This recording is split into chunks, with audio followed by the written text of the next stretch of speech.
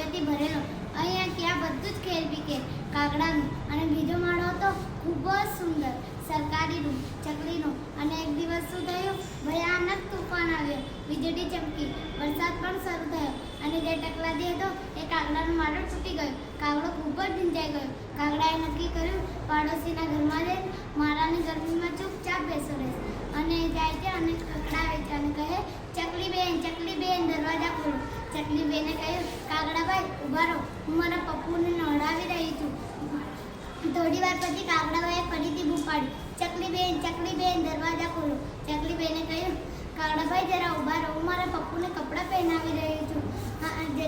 થોડી વાર પછી કાગડાભાઈએ ફરીથી બૂમ પાડી, ચકલી બેન જરા જલ્દી દરવાજા ખોલો ને.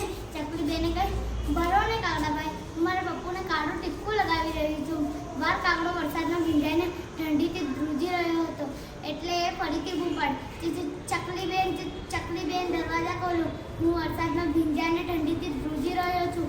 આ સાંભળીને ચકલી બેને દરવાજો ખોલ્યો. કાગડાભાઈને ઘરમાં બોલાવ્યા, શરીર લૂછવા માટે ટુવાલ આપ્યું અને કહ્યું, કાગડાભાઈ તમે અહીંયા જ બેસો, હું હમણાં જ નાઈને આવું છું. થોડી વાર પછી કાગડાભાઈને રસોડામાંથી ખીર રાંધવાની સુગંધ આવવા લાગી અને એનાથી રવાય નહીં અને બધી ખીર ચટ કરી નાખી.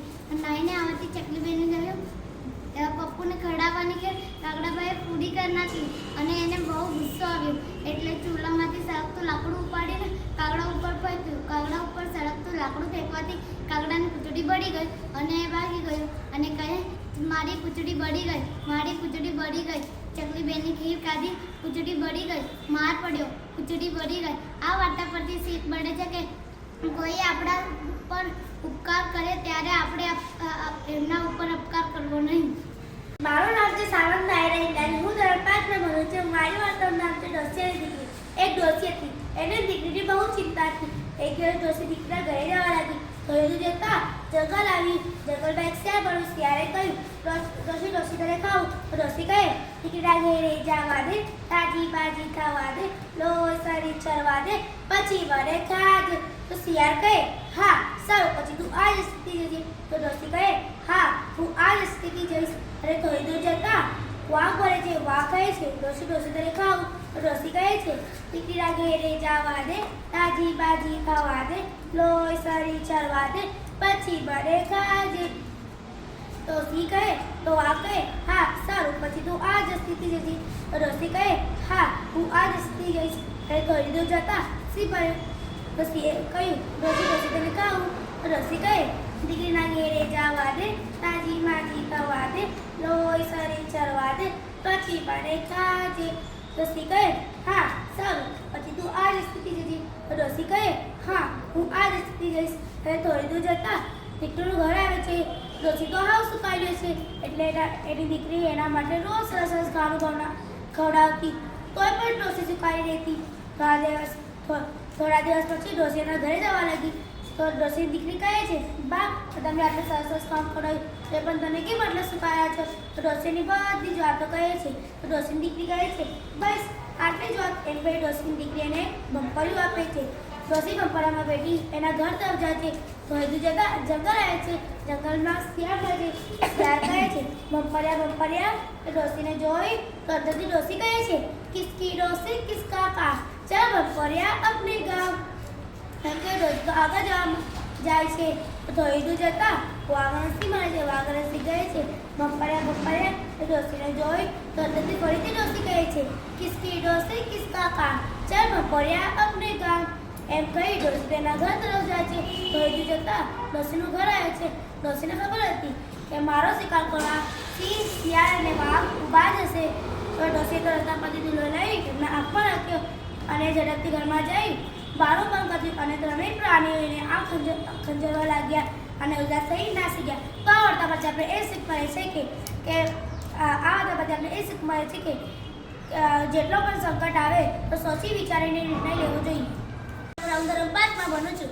મારી વાર્તાનું નામ છે બતકનું બચ્ચું. એક નાનકડું બતકનું બચ્ચું હતું. એ એના પરિવાર સાથે જંગલમાં રહેતું હતું. એ થોડું મોટું થયું. એની મમ્મીએ કહ્યું, ચાલ હું તને તરતા શીખવાડું. બચ્ચું કહે, ના હું તો નહીં નાય કોણ, તરે કોણ, ઠંડા પાણીમાં પડે કોણ, એ તો તરવાની ના પાડતી હતી, છતાં પણ એની મમ્મી એને નદી કિનારે લઈ ગઈ અને કહ્યું ચાલ આમાં આપણે નાહીએ, ચાલ આમાં આપણે તરીએ. બચ્ચું કહે ના ના ના, નાય કોણ તરે કોણ, ઠંડા પાણીમાં પડે કોણ, હું તો નહીં તરું, હું તો નહીં પડું ઠંડા પાણીમાં, એમ કહે છે. મમ્મી સોચવા લાગે છે કે આને નદી કદાચ મોટી લાગે છે, એટલે એમ કહે છે. એને તળાવ પાસે લઈ જાય છે. તળાવ તો બહુ સુંદર હતું. એમાં કમળના ફૂલ હતા અને કાચબા હતા, માછલીઓ હતી. અને કહ્યું ચાલ બચ્ચા આમાં આપણે નાહીએ, ચાલ આમાં આપણે તરીએ. બચ્ચું કહે ના ના ના ના, નાય કોણ તરે કોણ, ઠંડા પાણીમાં પડે કોણ, હું તો નહીં નાહું, હું તો નહીં તરું, એમ કહે છે. એની મમ્મી વિચારવા લાગે છે કદાચ આને તળાવ પણ મોટું લાગે છે, એટલે એને ખાબોચિયા પાસે લઈ જાય છે. ખાબોચિયું તો કંઈ એટલું જ પાણી જ નહોતું, એમાં તો આટલું જ પાણી અને કાઢો હતો. એ કાઢામાં તો રસિયા તરતા હતા. એની મમ્મીએ કહ્યું ચાલ બચ્ચા આમાં આપણે નાહીએ, ચાલ આમાં આપણે તરીએ. બચ્ચું કહે ના ના ના, નાય કોણ તરે કોણ, ઠંડા પાણીમાં પડે કોણ, હું તો નહીં નાહું, હું તો નહીં તરું, એમ કહે છે. એની મમ્મી વિચારવા લાગે છે કે કુકડીના બચ્ચા ચાલે, ચકલીના બચ્ચા ઉડે અને બતકના બચ્ચા તરે જ. આ કેવું બચ્ચું છે? આ તો બસ તરવાનું જ ના કહે છે.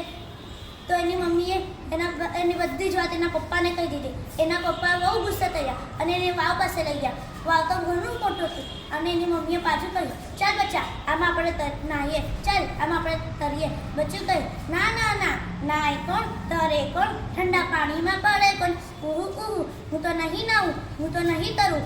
તો એની મમ્મી એના પપ્પા બહુ ગુસ્સા થયા અને કહ્યું અરે બચ્ચા અંતર વાવનું પાણી કેટલું સુંદર છે, એમ કહ્યું. એ બચ્ચું થોડું નમ્યું જ છે, એટલામાં એના પપ્પાએ એની ચોસથી નીચે પાડી દીધું. ઢબુક ઢબુક લઈને નીચે ડૂબવા લાગ્યું અને એનો પાક અને એના પગ હલાવવા લાગ્યું અને ઉપર આવ્યું અને ગાવા લાગ્યું ઠંડા ઠંડા પાણીથી નાહવાની મજા, ઠંડા ઠંડા પાણીથી તરવાની મજા, ઠંડા ઠંડા પાણીમાં પડવાની મજા. અને એને તો ખૂબ સરસ લાગ્યું તરવાનું. તો એની મમ્મી સાથે ખાબોચિયામાં જાય છે. ખાબોચિયામાં પણ એને તરવાનું ખૂબ સરસ લાગ્યું અને તળાવ પાસે જાય છે. તળાવમાં પણ એને ખૂબ સરસ લાગ્યું અને નદીમાં તરી જ રહ્યો હતો. એટલામાં એના પપ્પા આવ્યા અને કહ્યું અરે શાબાશ શાબાશ. તો બાળ મિત્રો આ વર્તા પરથી આપણને શીખવા મળે છે કે કોઈ આપણા મમ્મી પપ્પા કે આપણા શિક્ષક કંઈ પણ શીખવાડે તેમાં ડર રાખવો નહીં અને આગળ વધવાની પ્રયત્ન રાખવો. નામ સામાન્ય છે. હું ધોરણ 5માં ભણું છું. મારી વાર્તાનું નામ છે શિયાળ અને બગલો. એક શિયાળ અને બગલો દોસ્ત હતા. શિયાળે બગલાને જમવાનું આમંત્રણ આપ્યું. શિયાળના ઘરે જમવા ગયો. શિયાળે રકાબીમાં ખીર પીરસી. રકાબી છીછરી અને શિયાળની ચોચ લાંબી અને અણીદાર હતી. ચાચમાં ખીર આવી ગઈ. શિયાળ બધી ખીર ખાઈ ગયો. બગલાએ શિયાળને પાડ બનાવવાનું નક્કી કર્યું. પછી કહ્યું શિયાળભાઈ કાલે તમે મારા ઘરે જરૂર જમવા આવજો. બીજા દિવસે શિયાળ બગલાને ઘેર ગયો. બગલાએ સાંકડા મોવાળા કુંજામાં પછી બોલ્યો જમો શિયાળભાઈ, મેં પણ તમારા માટે ખીર બનાવી છે. શિયાળનું મોં કુંજામાં જાય નહીં. શિયાળે ઘણી મહેનત કરી પણ કંઈ ખાઈ શકાયું નહીં. શિયાળ નિરાશ થઈ ગયું માટે આગળ બેસી ગયું. આ વાર્તા પરથી શીખ મળે છે કે જેવા સાથે તેવા થવું પડે છે. હું ધોરણ 4માં ભણું છું. મારી ટીચરનું નામ છે રુચિતા ટીચર. મારી વાર્તાનું નામ છે ચક્કો અને ચક્કી. એક ગામમાં ચક્કો અને ચક્કી રહેતા હતા. ચક્કી એક દિવસ ખીચડી રાંધી. ચક્કી તો માટલું લઈ કહે છે ચક્કા હું પાણી ભરવા જાઉં છું, ખીચડી જોજો એમ કહી ચક્કી બહેન તો ઘરેથી બહાર જાય છે. ચક્કા બહેને તો ખીચડીની સુગંધ આવે છે. ચક્કા બા તો રસોડામાં જાય બધી ખીચડી ખાઈ જાય છે. પછી કહે છે માથી તો બધી જ ખીચડી ખવાઈ ગઈ એમ કહી ચક્કાભાઈ બહાર જાય છે અને આંખો પર પટ્ટી બાંધી સુઈ જાય છે. પછી ચક્કી બહેન આવે છે ત્યારે કહે છે કે ચાલો તો હું રસોડામાંથી ખીચડી લઈ આવું એમ કહી ચક્કી બહેન તો રસોડામાં જઈ ખીચડી લાવે છે. પછી ચક્કાભાઈને કહે છે ચક્કાભાઈ આ બધી ખીચડી કોણ ખાય છે? ચક્કાભાઈ કહે છે હું તો આંખો પર પટ્ટી બાંધી સૂતેલો હતો. મારી ખીચડી તો રાજાજીના કાલિયા કતરાએ ખાધી હશે એમ કહી ચક્કો અને ચક્કી રાજાજી પાસે જાય છે. અને ચક્કીબેન રાજાજીને કહે છે કે આ શું થયું ચક્કીબેન? ચક્કીબેન ગુસ્સેથી કહે છે કે તમારા કાલિયા કૂતરાએ મારી બધી જ ખીચડી ખાઈ લીધી. તે કહે છે રાજાજીએ કાલિયા કૂતરાને બહુ પાડી. કાલિયો કૂતરો આવ્યો અને કહેવા લાગે, શું રાજાજી? તો રાજાજીએ કહે, તે ચક્કીબેનની ખીચડી કેમ ખાધી? કાલિયો કૂતરો કહેવા લાગ્યો કે મેં તો ખીચડી ખાધી નથી. આ જૂઠ બોલે છે એમ કહે છે. રાજાજી કહે છે કે બહુબેન આ પેટ કાપો એમ કહે છે. પછી ચક્કો તો ડરી જાય છે અને કહેવા લાગે છે કે ખીચડી મેં ખાધી છે, મને માફ કર દો એમ કહે છે. રાજાજીએ તેને સજા આપી. તેને ઊંડા કૂવાને પર લટકાવી દીધો અને કહેવા લાગ્યા. તો ચક્કીબેન તો કૂવા પાસે બેઠી રોવા લાગી.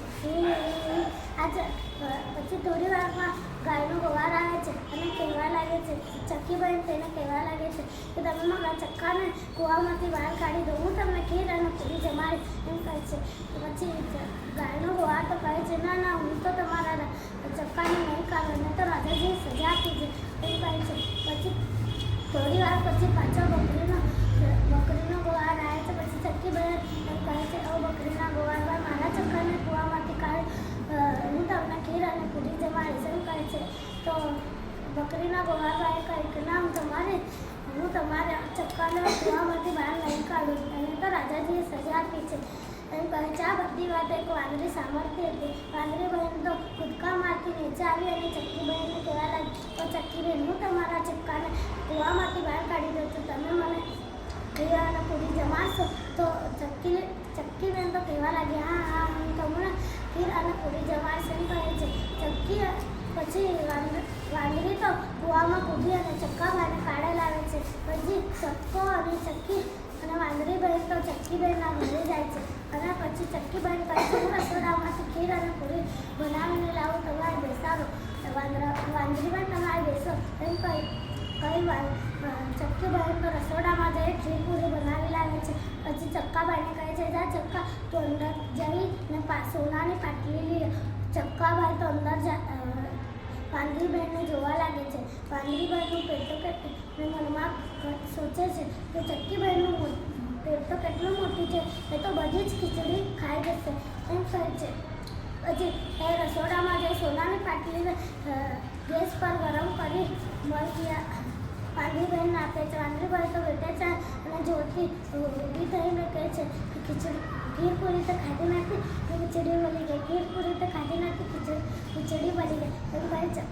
પછી ખીચડી વાળી ગાય એમ કહે છે, ચક્કી ચક્કા પર અકળાઈને એમ કહે છે, ગુસ્સો કરે છે. પછી એમ કહે છે કે ચક્કા, તને કોઈ કીધું પાટલી ગરમ કરવાનું? ચક્કાએ કીધું, મને એમ લાગ્યું કે આ તો બધી ખીચડી ખાઈ જશે. ચક્કીબાઈ કહેવા લાગી, હું તો તમને પાછી બનાવવા લાગી, તમે એવું કેમ કર્યું હશે? આ તો તમારી મદદ કરશે એમ કહી ચક્કીબેન તો રસોડામાં જઈને પાટલી તાળી કરીને વાંદરીબેનને આલે છે. વાંદરીબેન તો ખીચડી ખાઈ ચાલી જાય છે. આ વાર્તામાંથી શીખવા મળે છે કે જૂઠ બોલવું નહીં, જૂઠ બોલવું પાપ છે. નામ હરવા રમીન જાડા છે. હું બીજા ધોરણમાં ભણું છું. મારી ટીચરનું નામ છે નીલમ ટીચર. મારી વાર્તાનું નામ છે બુદ્ધિશાળી વાંદરો. એક મોટું જંગલ હતું. જંગલ પાસે એક મોટી નદી વહેતી હતી. નદી પાસે એક મોટું જાંબુનું ઝાડ હતું. જાંબુના ઝાડ પર એક વાંદરો રહેતો હતો. વાંદરોને તો ભૂખ લાગે તો એક ડાળી પરથી બીજી ડાળી પર જાય ને જાંબુ ખાય, અને તરસ લાગે તો નદી કિનારે પાણી પીવાય. અને રોજ મગરભાઈ વાંદરા પાસે આવે. વાંદરો રોજ જાંબુ તોડી ને મગરભાઈને આવે. મગરભાઈ રોજ ખાય. અને એક દિવસ એને એમ સોચાવું કે હું મારે મગરી કાઢું થોડા વાંદરા એ જાંબુડા લઈ વાંદરાબાઈને કહ્યું કે મારી મગરી કાઢું તમે થોડા જાંબુડા આપો. વાંદરાએ કહ્યું, હા સારું, હું જાંબુ લઈને આવું છું. તો વાંદરાબાએ તો જાંબુ તોડા અને મગર ના લે. તો મગર તો તરતો મગરી પાસે લઈ ગયો અને મગરી ના લાગે. મગરીએ ખાતી એને એમ સોચાવું કે રોજ મીઠા જાંબુ ખાનારો રોજ મીઠા જાંબુ ખાય